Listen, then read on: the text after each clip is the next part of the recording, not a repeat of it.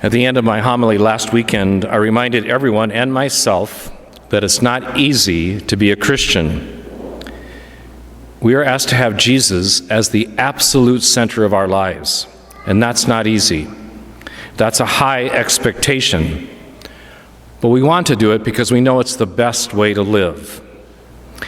The gospel this weekend also kind of shares that same message, but in a little different way.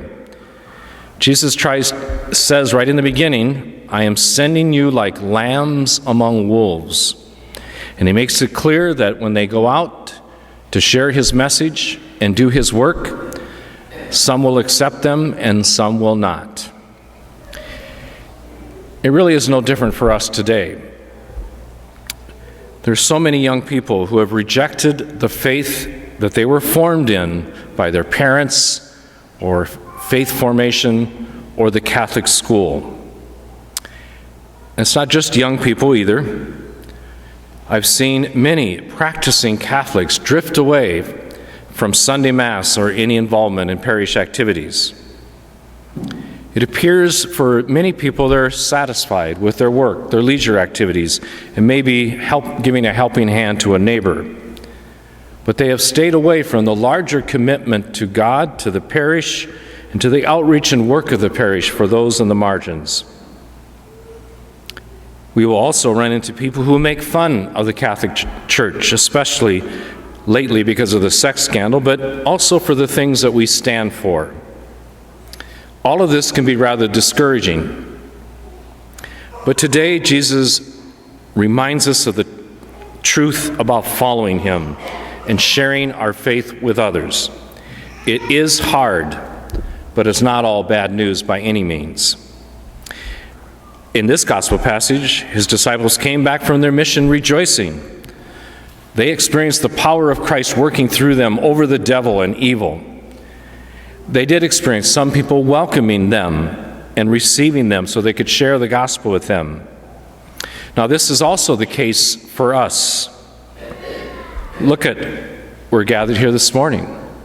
How many people we have here who are listening to Christ in the Scriptures in order to be comforted, guided, and perhaps challenged.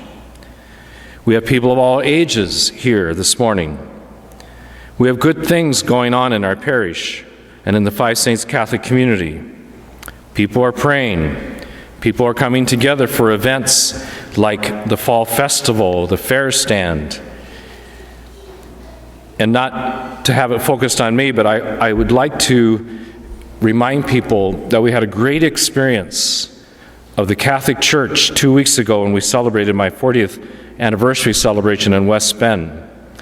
That was an experience of a living, vibrant Catholic community who came together to work together, to worship together, and then to enjoy one another's company. So our experience is both things, just like with the disciples. And like them, like Jesus, we are going to encounter rejections, but we're also, like them, going to experience successes. The end of the gospel is really important for us to hear. Jesus says that the disciples should not rejoice so much in their successes about subjecting those evil spirits, but they ought to rejoice that their names are written in heaven. This is what Jesus means by that. The Christian joy does not ultimately rest upon achievement or success. It rests upon our relationship with Christ and a knowledge that in that relationship we have begun already to be part of a destiny that is just wonderful, to be able to live with him forever and to experience that pure love and mercy after our death. We need to be constantly reminded that a relationship with Christ is the source of life, love, and joy. A relationship with Christ gives us meaning and purpose to live.